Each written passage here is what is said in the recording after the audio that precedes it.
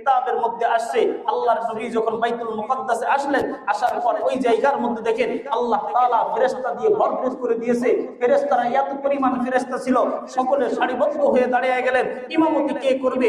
আল্লাহ তাআলা ইমামতি করার জন্য আল্লাহ রাসূল সাল্লাল্লাহু আলাইহি ওয়াসাল্লামকে হযরত জিবরাইল আমিন আল্লাহর নবীকে সামনে ঠেলে দিলেন যে আল্লাহর পক্ষ থেকে অনুমোদন, আল্লাহর পক্ষ থেকে ঘোষণা হয়েছে আপনি সমস্ত পয়গম্বর সমস্ত ফেরেশতাদের ইমামতি এই জায়গার মধ্যে আপনি করবেন। সুবহানাল্লাহ। আল্লাহ বলেন সুবহানাল্লাযী আসরা বিআবদিহি লাইলাম মিনাল মাসজিদিল হারাম, পবিত্রময় ওই সত্তা যিনি তার বান্দাকে রাতের বেলা মসজিদে হারাম থেকে ইলাল মসজিদুল আকসা, মসজিদে আকসা পর্যন্ত ভ্রমণ করিয়েছেন।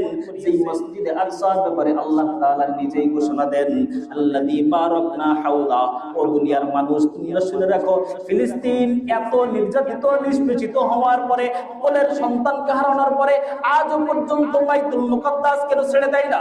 আল্লাহর ঘোষণা, আল্লাহ নিজেই বলেন আল্লাযী বারাকনা হাওলা, আমি ওই চতুর্পাশে বাইতুল মুকাদ্দাসের চতুর্পাশে আমি আল্লাহ তাআলা বরকত দিয়ে ভরপুর করে দিয়েছি। বলেন সুবহানাল্লাহ।